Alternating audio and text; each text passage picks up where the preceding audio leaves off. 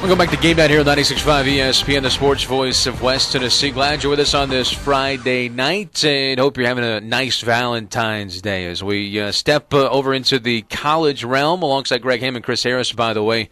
We talk with the head basketball coach of the UT Martin Skyhawks, coming off a very nice win against SEMO. Welcome in, Coach Jason James. Coach, thanks for taking some time tonight. Man, no problem, man. We appreciate you guys having me on this evening. What a nice win against SEMO. Yeah, it was a good win. Our guys played well. We've been struggling to get over that hump. It was good to see those guys kind of execute and be engaged. Is kind of the word we use. Been using all year. They were engaged for 40 minutes. It was fun to watch. We were talking a moment ago when Greg and I were talking. You were coming on tonight. About the conference and the OVC, and while you don't have a Murray State that is necessarily rated in the top 15, you've got 5 or 6 teams that are just really solid teams, and this league seems to be getting better and better and getting more exposure this year.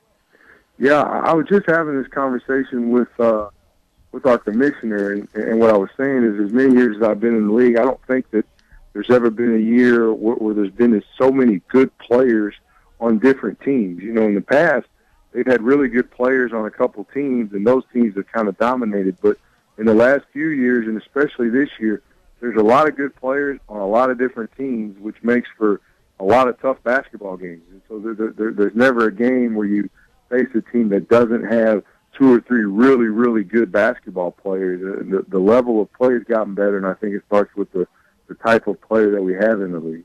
Coach Greg Hammond here. Miles Taylor, that was the name 2 years ago. Last year, I know he had some injuries.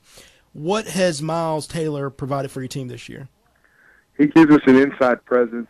Without him in the game, we really don't have anybody else inside that can give us any points or rebounds. And so we like to throw it to him when he's in the game to keep him involved. We've got guards who are good off the bounce, but he kind of anchors everything. When times get tough and we need a basket, we could throw it down there to him, and we usually score or get to the free throw line. So he's kind of the focal point. Again, our guards are good, kind of understanding how to play, where to go, where the ball needs to go, and they know at the end of the shot clock when it's late, we got to throw him the ball because usually good things happen. Now, Coach, we're journalists, so we're interested in storylines. You got this 4-game homestand coming up. What type of things do you tell the guys? Is that even a conversation of what can happen over these 4 games as it concerns momentum? Well, we don't really talk about momentum in terms of trying to win all the games. We try to take them as they come. SEMO was huge for us because it was our last road game, and we knew we had Tech coming in the next week. So we tried to focus on SEMO and winning that road game, and then after we got that one, we try to focus on Tech. They're all important. It's good to be at home. We started off with 4 tough ones on the road, so it's really good to be at home to finish the year out. And Tennessee Tech is kind of our main focus, man. I think they're a heck of a team. We've really got to be engaged and be on it to be prepared. Now, I know college coaches are sending out letters to recruits. Talk about recruiting and how do you and your staff juggle those two things? Winning games, yet you got to be ready for when guys like Mike Libo leave you. How do you guys balance recruiting, and how's that going? Well, we try to have recruiting meetings at least once a week. We try to meet on either Monday or Friday of the week and talk about where we need to go and talk about who we need to see and talk about the letters we need to send out, the phone calls we need to make. And so I think to be good recruiters, you have to do something recruiting every day, whether that's just sending an email to a coach or whether that's calling a young man or calling his family, whatever that is. I think you have to do something with recruiting every day to try to stay on top of the game. And we do that. And we stay involved with each other. We communicate and just try to make sure we're seen and known that we're trying to get involved in a bunch of different players. UT Martin head coach Jason James joining us on Friday night game night. Coach, I want to ask you, in journalism, when you get a new news director, everybody in the newsroom kind of panics because they think, oh, new news director, should I worry about my job? Are they going to bring in a new guy? Is he going to bring in new guys? Does the same thing, I guess, mentally go on with coaches? How do you guys approach that when you get a new athletic director, as UT Martin recently did? I mean, I think it's always a concern, especially when you're just not sure of his philosophy, and so that always crosses people's mind when change occurs. But at the same time, I think communication is the key, and being able to have an open communication with our boss and with everybody involved. And I think it's eased a lot of people's minds just in terms of knowing that we can walk in and we can talk to them about any concerns we may have. And so change is always difficult for everyone, but when change is a good thing, I think people tend to adjust a little bit quicker, and it makes it easier. You know, Coach, you live in, or you have an advantage, in my opinion, going back to the recruiting of being in this area. It just seems like, you know, this part of West Tennessee, and you've seen it on the women's side, what's been able to happen when you can get some of the best players from this area. Memphis, you know, just a little over an hour away. How huge is this area, and how much of an emphasis do you guys put on this area when you get out and watch high school games? Well, we like to stay within probably 5 or 6 hours, and for that reason, the hour away or 30 minutes or even an hour and a half or 2 hours away is very important to us.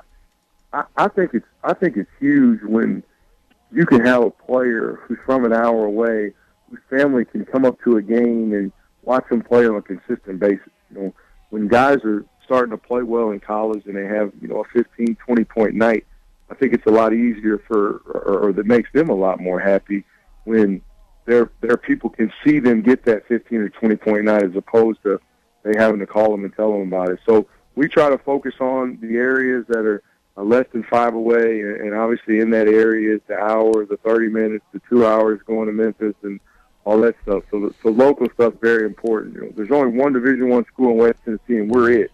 And we want student athletes that are close within that range. We want them to be excited about us. You know, one thing I've noticed the last few years, and I'm a huge college basketball nut. I was up last night watching BYU and Pacific. You know, I just love college basketball. It seems like, you know, with a lot of these Cinderellas that we've had recently, and of course your league's produced a few of those. You know, recently with Belmont, Austin P, and Murray. Do you feel like some of these smaller leagues are getting more exposure? I mean, you flip on the television every night, and you always see games from some of these smaller conferences. Man, I do. I think because of the TV packages that are going on now, and the CBS Sports Network, and the ESPN 1, 2, 3, ESPNU, and the CSS, and the Fox Sports Midwest. I mean, I think just about every night you can turn on a game and see a school that's a mid-major school, and it's a good basketball game. And I think that's the thing that gives us more exposure. You know, when you can turn on the TV and see a good game, man, you want to go research that league. You want to research that team, and because there's so many different ways to see teams, whether it's online or on the TV, I do think there's more exposure for teams at our level, and I think it's been a good thing. I really do. I mean, it's amazing. You look at, you know, even 5 years ago when some teams were making, you know, even George Mason made that run. I mean, it was, who is this team? But now if you look at some of the top quality mid-majors, they're almost household names. Yeah, you're right. You got the VCUs, who is a quote-unquote mid-major, and Wichita State, that's a quote-unquote mid-major, and Butler. I mean, you can go on down the road, and I think what you're finding is that term mid-major is being used less and less, because those guys can play. I mean, those guys got guys who are being recruited by the Tennessees and the Memphises and Wichita State and VCUs and those other quote-unquote mid-majors are beating some of those BCS schools on players. So that term mid-major, man, the more it goes on and the more parity you see, it's being used less and less, I think. Coach, you're relatively young, looking at your bio. Josh Pastner, Memphis coach, another young coach. I want to ask you this. This was in the papers the other day. Josh Pastner suspended one of his players, and it was reported it was for cursing. When you hear something like that, what do you think? Because as an educator, I kind of think, well, you got to be careful with something like that because now you got to police it every time. When you hear that, what do you think? I mean, that's difficult in my opinion. I think each coach is different. Each coach tries to create an environment within his practice or within his program that instills the things he feels are important. I think it's hard when you start policing stuff like that, cursing, and because I think in the heat of battle, in the midst of a game, sometimes kids slip, sometimes things come out that maybe shouldn't. I think in the heat of battle, sometimes as a coach, words come out that maybe shouldn't.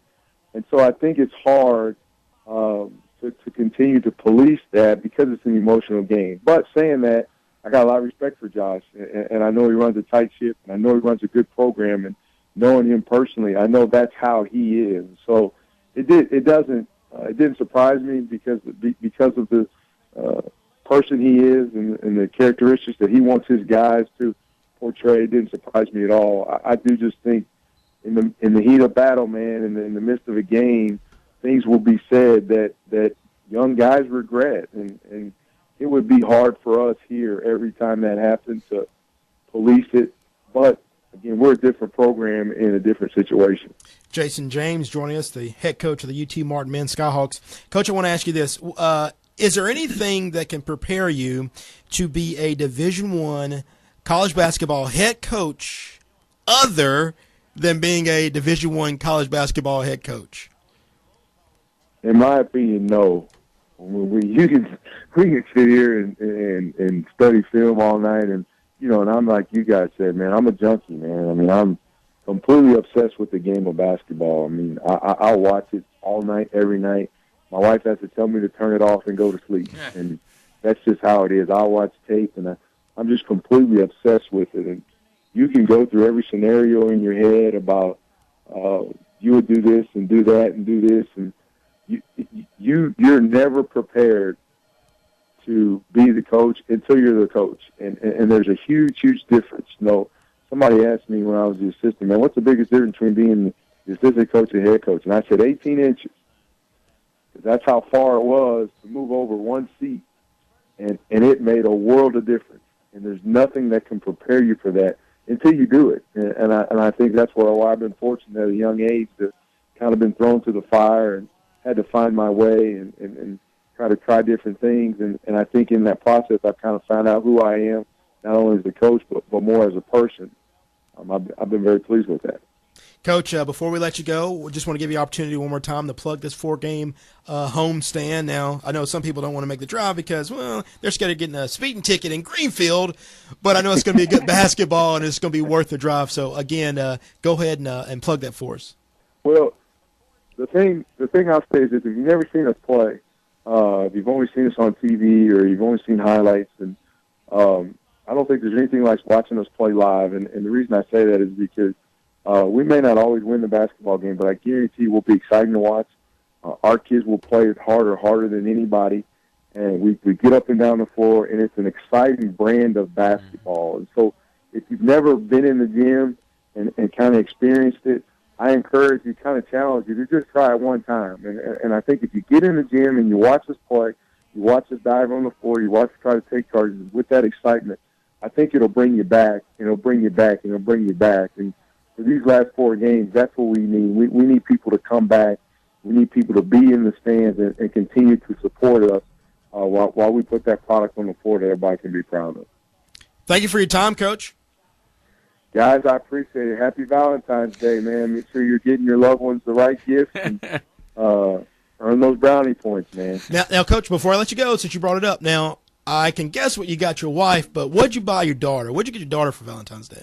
You know what? I got 2 daughters and a son now. Wow, so, it has been that long? Yeah. Wow. It's been that long. So we got our 2 daughters some puzzles.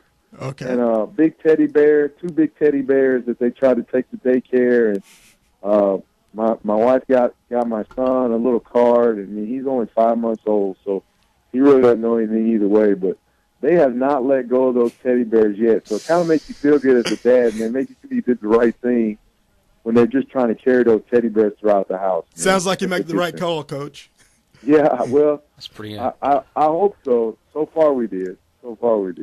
Excellent. Jason James, the head coach of the UT Martin Skyhawks. Coach, good luck, man. Appreciate you joining us tonight. Guys, I really appreciate it, man. Talk to you soon.